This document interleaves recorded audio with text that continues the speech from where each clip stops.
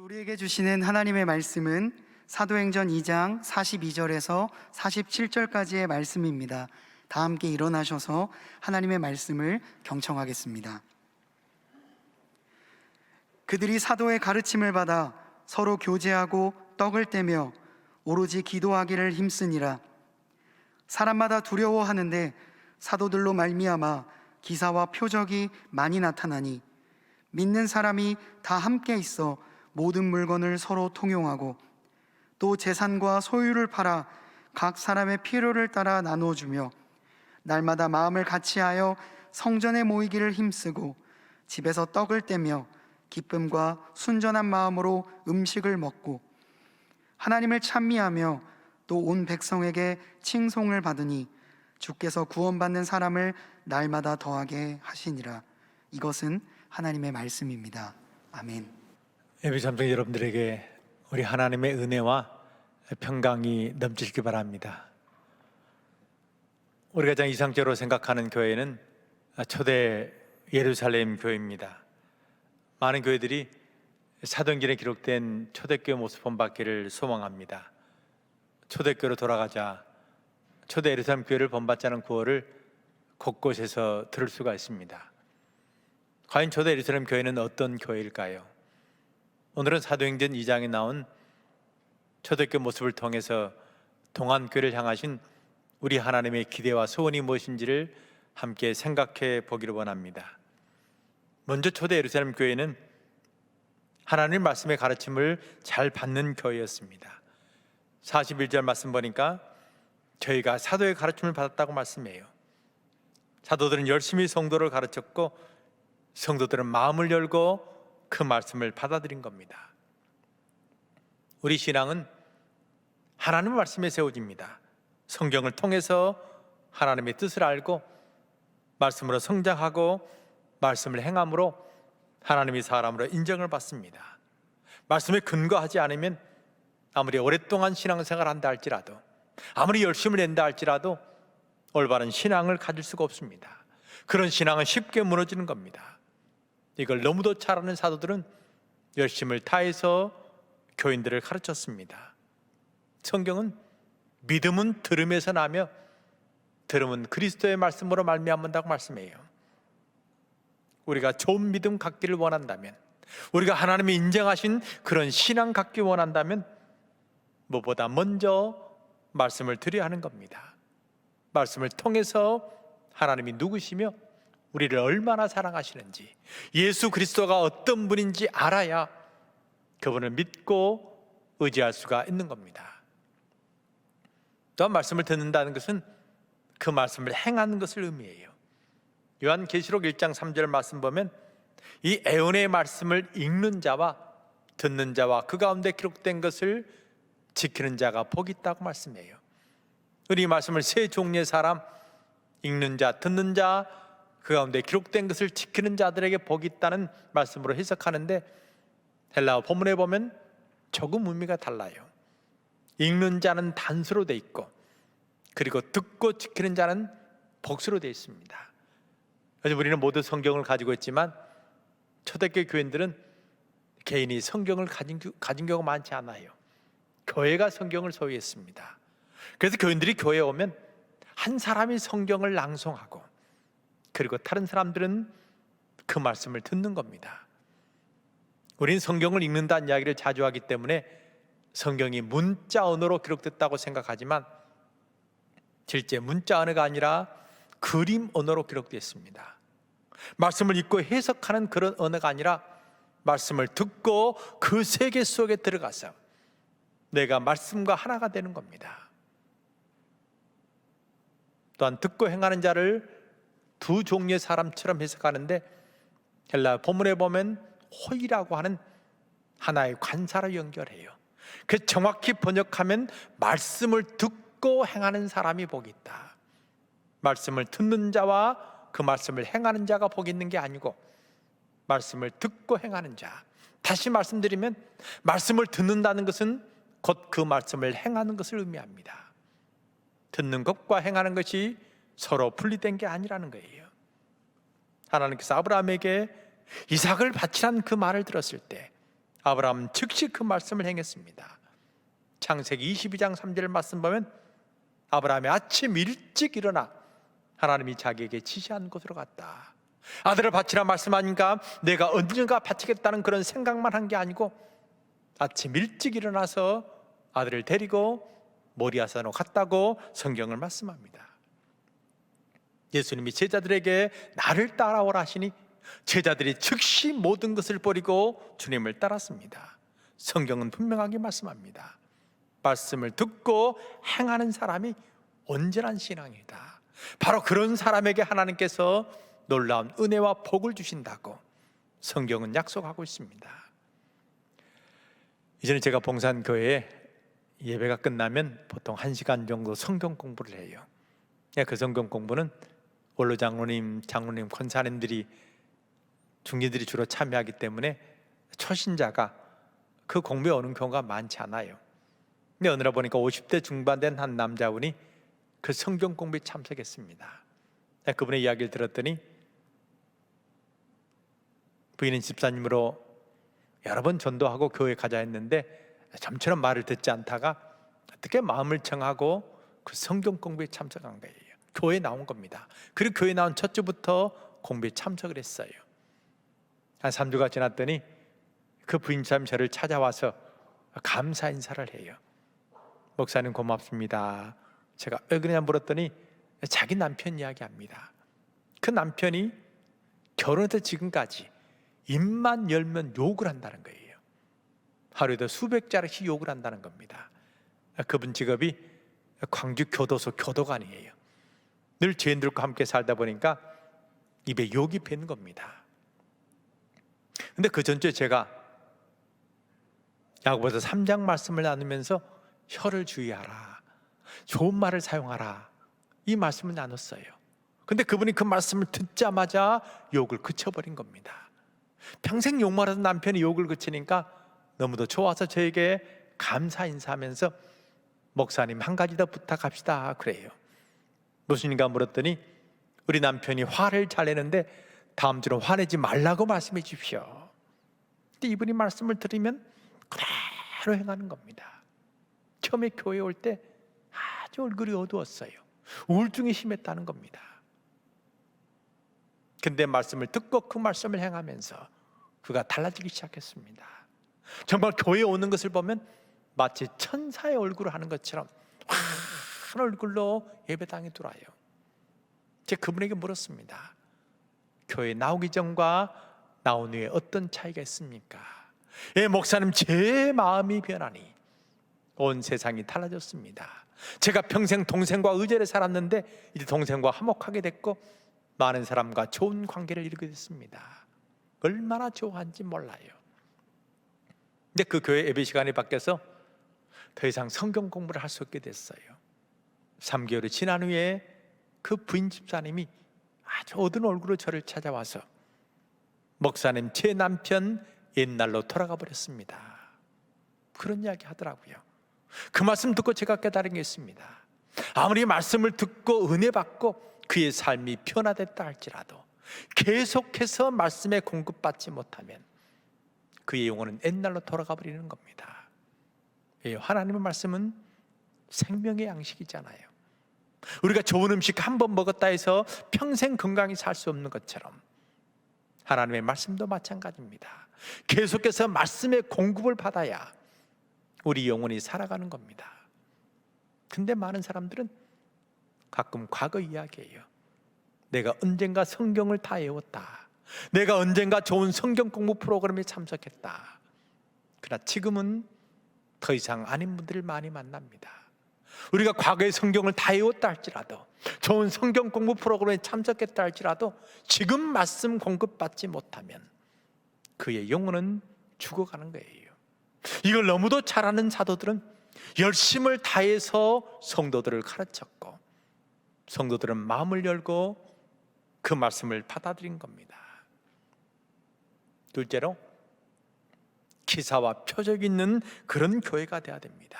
43절 말씀 보니까 사람마다 두려워하는데 사도들로 인하여 기사와 표적이 많이 나타났다고 말씀해요.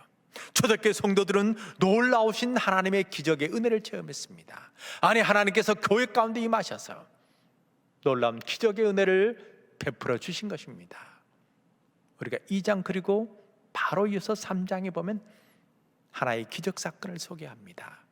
베드로와 요한이 성전에 기도하러 가다가 미문에 앉아 구걸하는 안진뱅이를 보았습니다.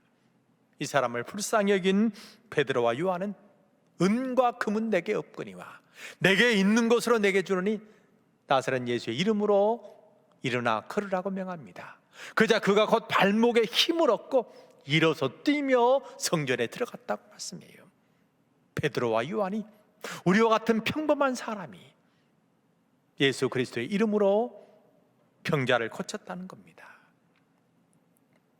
성경이 이 사건을 기록한 이유는 무엇이겠습니까? 기사와 표적은 예수 그리스도의 이름에 의지할 때 경험할 수 있고 경험해야 한다는 것을 우리에게 말씀하고 있어요. 단순히 2000년 전의 초대교회만이 아니고 오늘 우리의 교회가, 오늘 예배드린 여러분에게 예수 그리스도의 이름에 의지할 때 하나님께서 놀라운 기적의 은혜를 베풀어 주신다고 다시 한번 우리에게 말씀하고 있습니다. 여러분, 인생을 살아가면서 참으로 어려운 일이 많이 있을 겁니다. 내 힘으로 해결할 수 없는 그런 일들을 많이 경험하게 될 것입니다. 그럴 때 여러분의 노력, 여러분의 지혜, 여러분의 힘으로 해결을 하지 마시고 우리 주님께 모든 것을 맡기시기 바랍니다. 간절히 주님께 기도하시기 바랍니다.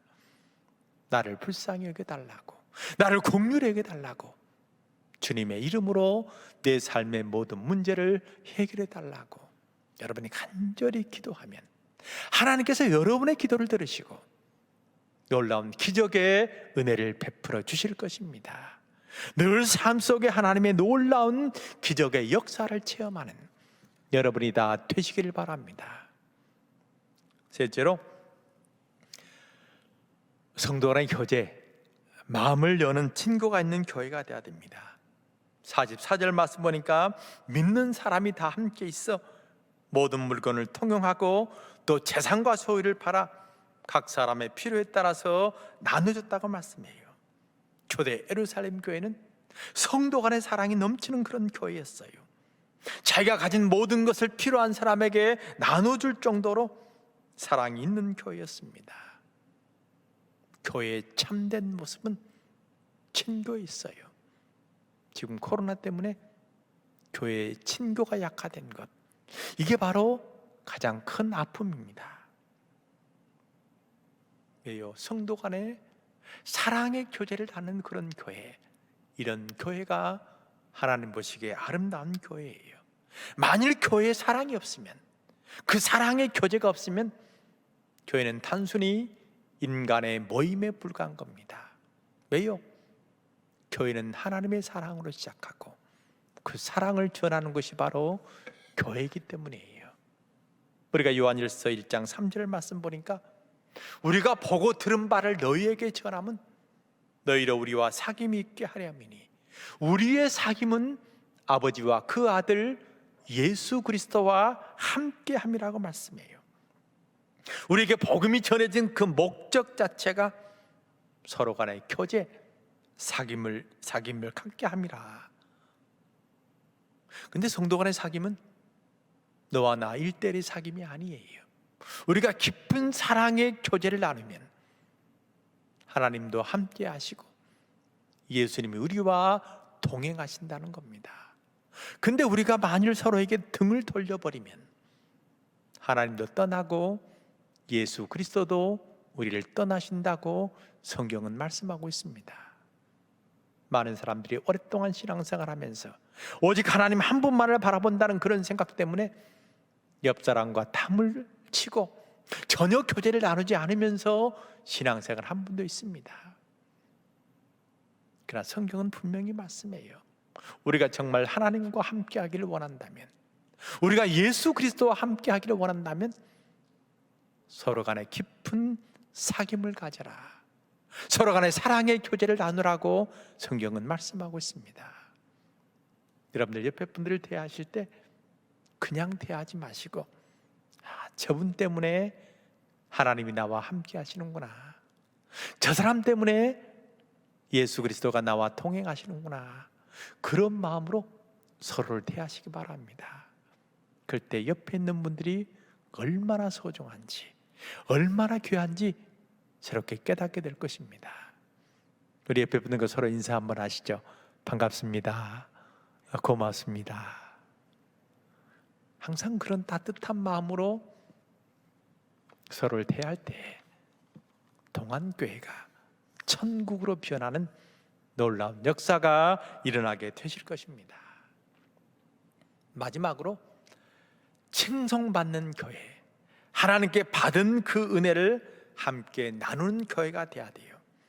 47절 말씀 보니까 하나님을 찬미하며 또 온 백성에게 칭송을 받으니 주께서 구원받는 사람을 날마다 더하게 하셨다고 말씀해요. 우리가 여기서 주목할 바는 온 백성에게 칭송을 받는다는 그런 구절입니다. 일반적으로 헬라에서 칭찬하던 그런 단어는 유로게오라는 단어를 사용해요. 헬라에서 유라는 것은 좋다는 의미입니다. 그리고 로게오는 말하다. 그러니까 칭찬이라는 것은 좋은 말을 하는 것, 좋게 말하는 것이 바로 칭찬이에요. 근데 본문은 유로게오라는 단어를 사용하지 않고 에콘테스 카린이라는 단어를 사용해요. 이 카린은 카리스입니다. 이 카리스는 은혜라는 단어잖아요. 근데 성경은 이 카리스라는 단어를 때로 은혜로 번역하기도 하고 감사로 번역하기도 하고 때로 칭송하다라고 번역해요. 로마서 6장 17절 말씀 보면 카리스토테오를 하나님께 감사하다로 번역하고 있습니다. 이 의미를 살려서 본문을 번역하면 하나님께 받은 은혜를 온 백성들과 함께 나누었다. 초대교회가 하나님께 받은 그 은혜를 온 백성들과 함께 나누니 백성들이 그에 대해서 감사하니 하나님께서 구원받는 사람의 수를 더하게 하셨다고 번역을 하실 수 있습니다. 초대교회 교인들은 자신들이 받은 그 은혜를 많은 사람과 나누었기 때문에 많은 사람이 교회를 칭찬했고 그리고 많은 사람들이 교회로 몰려들었다는 이야기예요. 저희가 동산에는 초기 전라도 지방에서 복음을 전하다가 돌아가신 선교사와 그 가족들 묘가 26분이 계세요. 근데 이 중에 3분의 1은 목사님과 그 가족들이고 그리고 3분의 1은 의사와 그 가족들 그리고 3분의 1은 교사와 그 가족들입니다. 초기 선교사들은 예수님께서 하셨던 것처럼 가르치는 일과 천국 복음을 전한 일 그리고 병 고치는 일에 전념했다는 겁니다. 광주에 처음 예배가 드려진 것은 1904년 12월 25일 성탄절에 저희 학교 그 경내에서 그곳에 배우지 선교사의 사택이 있었는데 그 사택에서 처음 예배를 드렸습니다.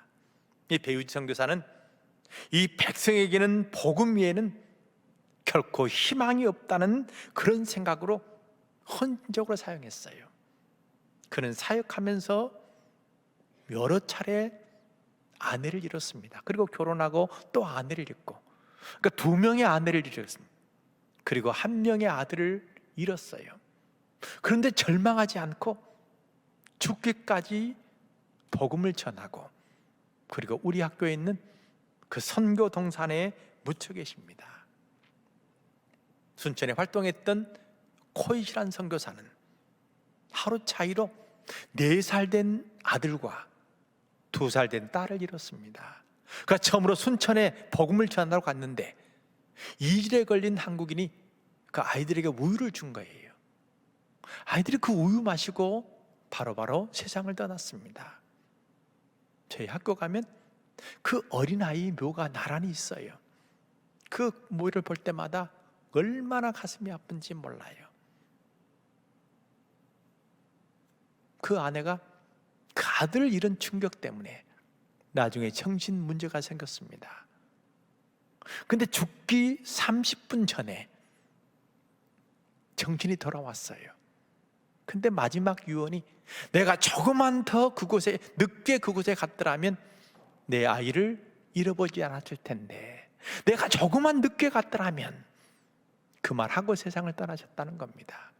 얼마나 그 아이 잃어버린 그 슬픔이 그의 가슴에 묻혔는지. 그러나 그 가족들도 마지막까지 한국에서 복음을 전했습니다. 또 포사이트 선교사는 의사였어요. 근데 그가 목포에서 광주로 오는 동안에 길에 버려진 그 나병 환자를 만난 겁니다. 그 나병 환자를 자기의 말에 싣고 광주로 왔어요. 그리고 저희 학교 근처에서 그 병자를 치유했습니다. 그 소문이 전국에 난 겁니다. 전국에 있는 나병 환자들이 광주에 모여들었어요. 양림동과 그리고 봉선동에 한때는 600 내지 900명의 나병 환자들이 바로 학교 근처에서 치료를 받았습니다. 너무나 많은 나환자들이 몰려드니까 광주 시민들이 굉장히 불편했어요. 그래서 그 사람들이 간 곳이 바로 여수에 있는 예양원입니다. 여러분이 잘 아는 서서평 선교사, 셰핑 선교사는 1912년에 한국에 와서 1934년에 돌아가셨어요. 이분은 어렵고 힘든 사람, 특별히 여성들을 위해서 헌신한 분이에요. 그가 성교비를 받으면 반은 교회에 헌금하고 반은 어려운 사람들에게 구제하는 데 썼다는 거예요. 결국은 그는 자신이 먹지 못해서 영양실조로 세상을 떠났습니다. 그가 죽었을 때 광주의 모든 사람들이 그의 죽음을 해석했어요. 광주 최초의 시민장으로 그의 장례를 치렀습니다. 기록에 보면 부자로부터 가난한 사람까지 모든 사람들이 모여서 어머니 부르면서 그의 죽음을 슬퍼했다는 겁니다. 그들은 복음이 너무도 귀하기에 자기 좋은 삶의 터를 버리고 어려운 한국 땅에 와서 그리스도의 사랑을 전한 겁니다. 어찌 생각하면 우리는 그 복음의 빛이 있기 때문에, 아니 그 복음의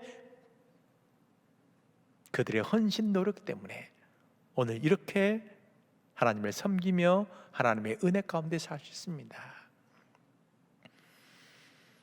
지금 100년이 지났는데 실제 그들의 그 헌신과 희생이 있었기 때문에 전라도 지방에는 기독교인들이 25%가 넘습니다.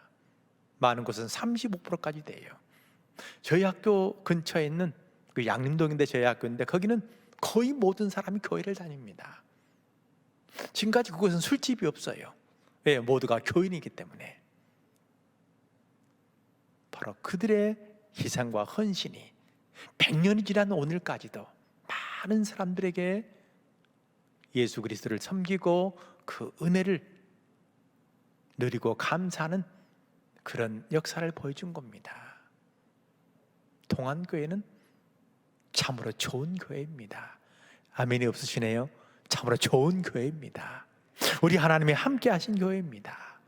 내 동안교회는 어떤 교회보다도 받은 그 주님의 사랑, 주님의 은혜를 다른 사람과 나누잖아요. 힘에 겹도록 어려운 이웃을 돕는 그런 교회입니다.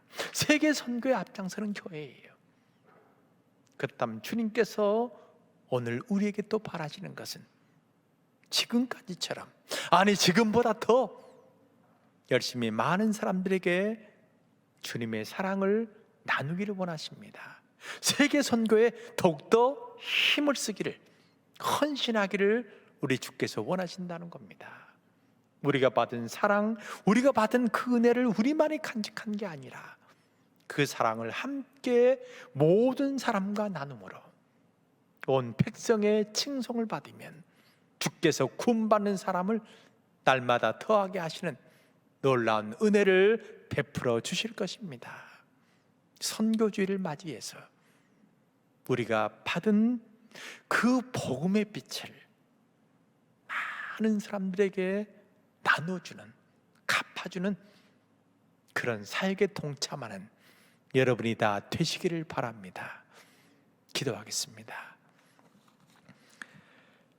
아버지, 은혜를 감사합니다. 우리에게 예수 그리스도를 알게 하시고 주님의 사랑과 은혜 가운데 거할 수 있도록 은총을 베푸심을 감사합니다.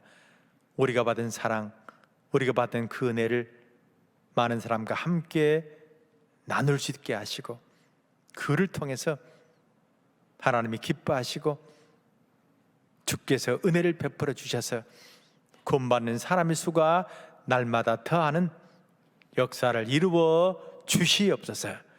모든 말씀 우리 주 예수 그리스도를 받들어 간절히 기도합니다. 아멘. 우리 말씀을 기억하며 다 함께 일어나셔서 우리를 사용하셔서 찬양하시겠습니다.